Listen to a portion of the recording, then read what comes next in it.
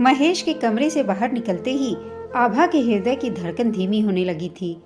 उसने सोफे पर गर्दन टिकाकर अपनी आंखें बंद कर ली। आभा ने कभी सपने में भी नहीं सोचा था कि महेश आज उसे ऐसा उत्तर देगा जिससे उसके विश्वास का महल रेत का घरौंदा बनकर ढह जाएगा। महेश ने उसकी गुड़िया सी लाडली बेटी मिन्नी के बारे में ऐसा कहकर उसके सपनों को चूर चूर कर दिया। पता नहीं वह कैसे सहन कर पाई उन शब्दों को जो अभी अभी महेश कहकर गया था। वह काफी देर तक चिंतित बैठी रही। कुछ देर बाद दूसरे कमरे में गई जहां मिन्नी सो रही थी। मिन्नी को देखते ही उसके दिल में एक हुक सी उठी और रुलाई आ गई। नहीं, वह अपनी बेटी को अपने से अलग नहीं करेगी। मासूम भोली सी मिन्नी अभी 3 वर्ष की ही तो है। वह मिन्नी के बराबर में लेट गई और उसे अपने सीने से लगा लिया। 5 वर्ष पहले का उसका विवाह प्रशांत से हुआ था। परिवार के नाम पर प्रशांत व उसकी माँ थी, जिसे वह माँ जी कहती थी। प्रशांत एक प्राइवेट कंपनी में प्रबंधक था। वह स्वयं एक अन्य कंपनी में काम करती थी। 2 वर्षों बाद ही उनके घर परिवार में एक प्यारी सी बेटी का जन्म हुआ। बेटी का नाम मिन्नी रखा माँ जी ने।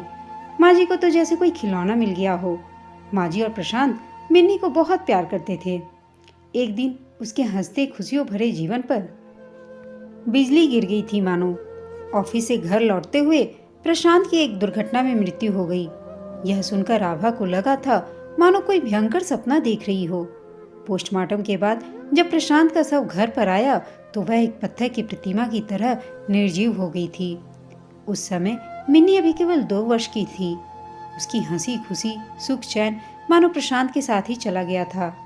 जब भी आभा अपना श्रृंगार विहीन चेहरा शीशे में देखती तो उसे रुलाई आ जाती थी। कभी कभी तो वह अकेली देर तक रोती रहती। उसके माँ व बाबूजी आते रहते थे उसके दुख को कुछ कम करने के लिए। उसने ऑफिस से लंबी छुट्टी भी ले ली थी।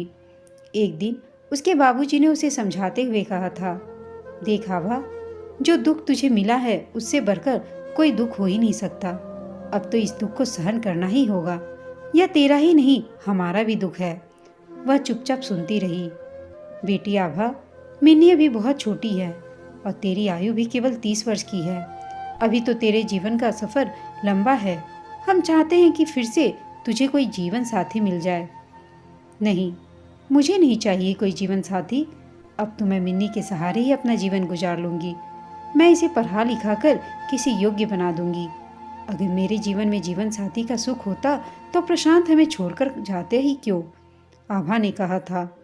तब माँ व बाबूजी ने उसे बहुत समझाया था, पर उसने दूसरी शादी करने से मना कर दिया था। 4 महीने बाद कंपनी ने उसका ट्रांसफर देहरादून कर दिया। वह बेटी मिन्नी के साथ देहरादून पहुंच गई। देहरादून में उसकी एक सहेली थी जिसका 4-5 कमरों का मकान था।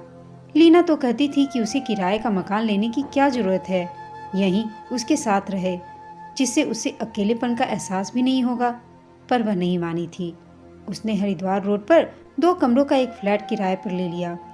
कुछ दिनों में उसे ऐसा लगने लगा था कि एक व्यक्ति उसमें से कुछ ज़्यादा ही रुचि ले रहा है। वह व्यक्ति था महेश, कंपनी का सहायक प्रबंधक। महेश उसे किसी न किसी बहाने केबिन में बुलाता और उससे ऑफिस के काम के बारे में बातचीत करता। एक दिन सुबह वह सोकर उठी भी थी कि मोबाइल फ़ोन की घंटी बजने लगी। सुबह सुबह किसका फ़ोन आ गया? उसने मोबाइल स्क्रीन पर पढ़ा, महेश। महेश ने सुबह सुबह क्यों फ़ोन किया? आखिर क्या कहना चाहता है वह? उसने फ़ोन एक तरफ रख दिया, आंखें बंद कर कर लेटी रही। फ़ोन की घंटी बजती रही। दूसरी बार फ़ोन की घंटी बजी तो आभा ने झुंझलाकर फ़ोन उठाकर कहा, हेलो आभा जी, आप सोच रही होंगी कि पता नहीं क्यों सुबह सुबह डिस्टर्ब कर रहा हूँ, जबकि हो सकता है कि आप अभी सो रही हों। पर बात ही ऐसी है कि ऐसी क्या बात है जो आपको इतनी सुबह फ़ोन करने की ज़रूरत आ पड़ी? यह सब तो आप ऑफिस में भी। नहीं आभा जी, ऑफिस खुलने में अभी 3 घंटे हैं और मैं 3 घंटे प्रतीक्षा नहीं कर सकता। अच्छा तो कहिए। वह समझ नहीं पा रही थी कि वह कौन सी बात है जिसे कहने के लिए महेश 3 घंटे भी प्रतीक्षा नहीं कर पा रहा है। जन्मदिन की शुभकामनाएं आपको व बेटी मिन्नी को। आप दोनों के जन्मदिन की तारीख भी एक ही है। उसे महेश का स्वर सुनाई दिया। चौंक उठी थी आभा। अरे हाँ, आज तो उसका व बेटी मिन्नी का जन्मदिन है। वह तो भूल ही गई थी, पर महेश को कैसे पता चला? हो सकता है कि ऑफिस की कंप्यूटर डिजाइनर संगीता ने बता दिया हो, क्योंकि आभा ने संगीता को ही बताया था कि उसकी व मिन्नी के जन्म की तिथि एक ही है। उसने कहा, थैंक्स सर। केवल थैंक्स कहने से काम नहीं चलेगा आभा जी। आज शाम की दावत मेरी तरफ से होगी। जिस रेस्टोरेंट में आप कहो वहीं चलेंगे तीनों। तीनों कौन? आप, मिन्नी और मैं। सुनकर वह चुप हो गई, समझ नहीं पा रही थी कि क्या उत्तर दे। आभा जी प्लीज मना ना करना, वरना इस बेचारे का यह छोटा सा दिल टूट जाएगा। बहुत ही विनम्र शब्द सुनाई दिए थे महेश के। वह मना ना कर सकी। मुस्कुराते हुए उसने कहा, ओके थैंक्स। शाम को वह मिन्नी के साथ रेस्टोरेंट में पहुंच गई थी, जहां महेश उसकी प्रतीक्षा कर रहा था। खाने के बाद जब वह घर वापस लौटी तो 10 बज रहे थे। बिस्तर पर लेटते ही मिन्नी सो गई, पर उसकी आंखों में नींद नहीं थी। वह आज महेश के बारे में बहुत कुछ जान चुकी थी कि महेश के पापा एक व्यापारी हैं। वह अपने घर परिवार में इकलौता है। मम्मी पापा उसकी शादी के लिए बार बार कह रहे हैं। कई लड़कियों को भी वह नापसंद कर चुका है। उसने मम्मी पापा से साफ कह दिया है कि वह जब भी शादी करेगा तो अपनी मर्जी से करेगा। वह समझ नहीं पा रही थी कि महेश उसकी ओर इतना आकर्षित क्यों हो रहा है। महेश युवा है, अविवाहित और सुंदर है। अच्छी खासी नौकरी है उसके लिए लड़कियों की कमी नहीं। महेश कहीं इस दोस्ती की आड़ में उसे छलना तो नहीं चाहता, पर वह इतनी कमजोर नहीं जो यूं किसी के बहकावे में आ जाए। उसके अंदर एक मजबूत नारी है जो कभी ऐसी गलत कोई काम नहीं करेगी जिससे आजीवन प्रायश्चित करना पड़े। कमल उसका मकान मालिक था। उसका फ्लैट भी बराबर में ही था। वह एक सरकारी विभाग में कार्यरत था। परिवार के नाम पर कमल, माँ और 5 वर्षीय बेटा राजू थे। कमल की पत्नी बहुत तेज व झगड़ालू स्वभाव की थी। वह कभी भी आत्महत्या करने और कमल व माँ जी को जेल पहुंचाने की धमकी भी देती थी। रोजाना घर में किसी न किसी बात पर क्लेश करती थी। कमल ने रोजाना के झगड़ों से परेशान होकर पत्नी से तलाक ले लिया था। आभा मिन्नी को सुबह ऑफिस जाते समय एक महिला के घर छोड़ आती थी, जहां कुछ कामकाजी परिवार अपने छोटे बच्चों को छोड़ आते थे। शाम को ऑफिस से लौटते समय वह मिन्नी को वहां से ले आती थी। एक दिन कमल की माँ जी ने आभा के पास आकर कहा था, बेटी तुम ऑफिस जाते समय मिन्नी को हमारे पास छोड़ जाया करो। वह राजू के साथ खेलेगी, दोनों का मन लगा रहेगा। हमारे होते हुए तुम किसी तरह की चिंता न करना आभा।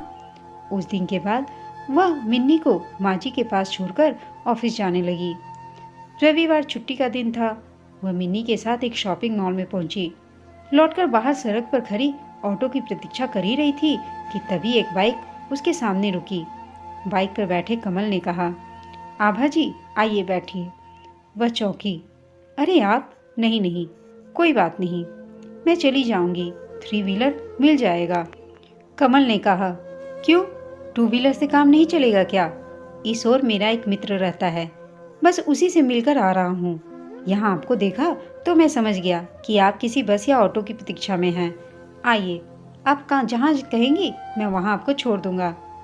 मुझे पलटन बाजार जाना है, उसने बाइक पर बैठते हुए कमल से कहा। Okay madam.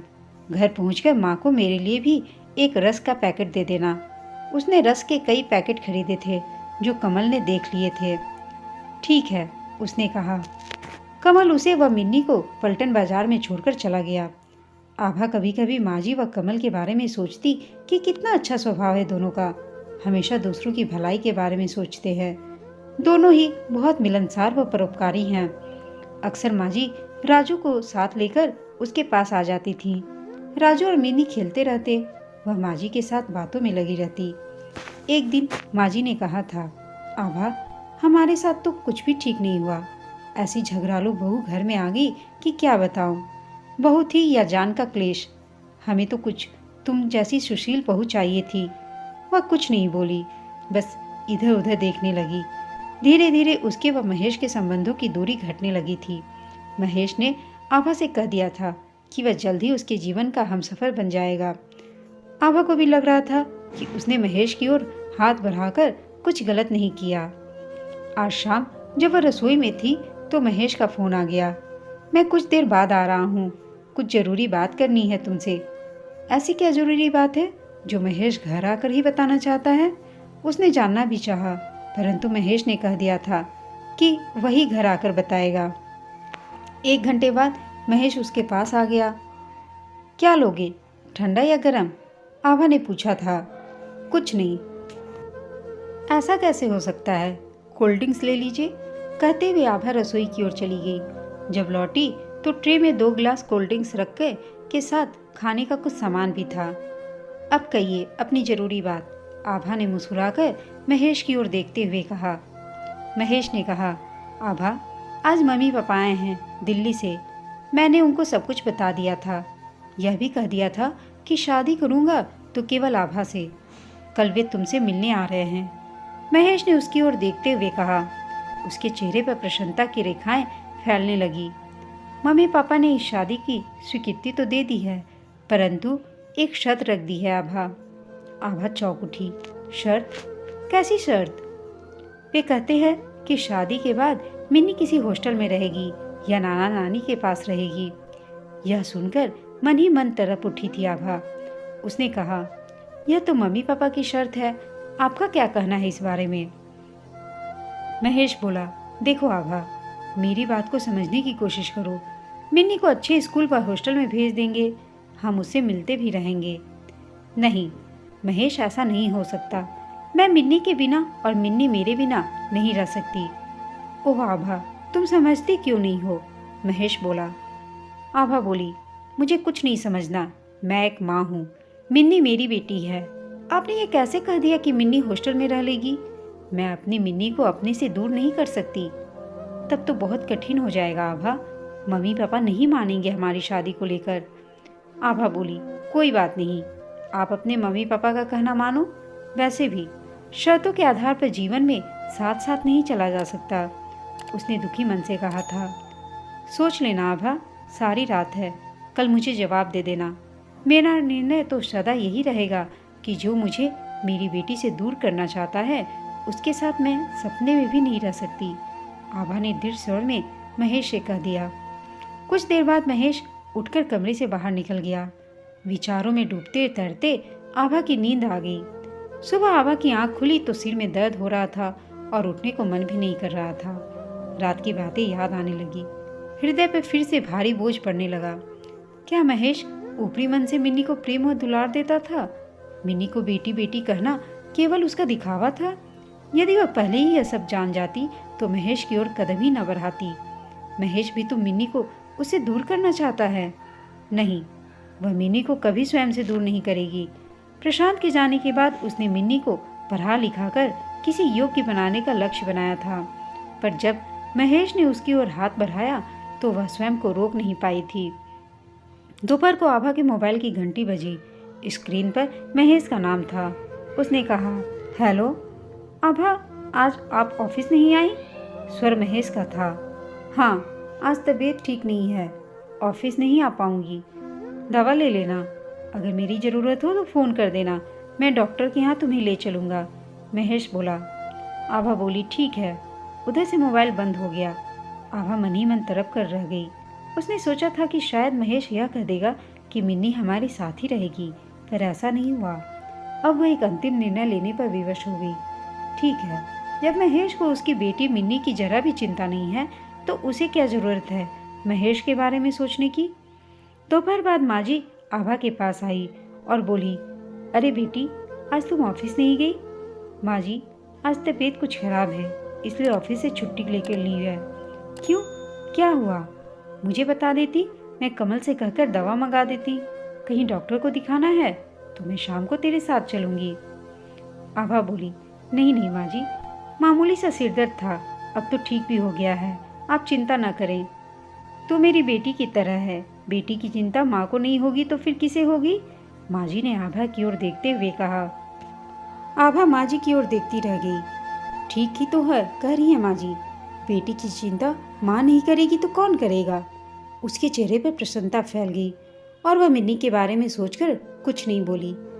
माँ जी ने कहा, बेटी, बहुत दिनों से एक बात कहना चाह रही थी, पर डर लग रहा था कि कहीं तुम बुरा न मान जाओ।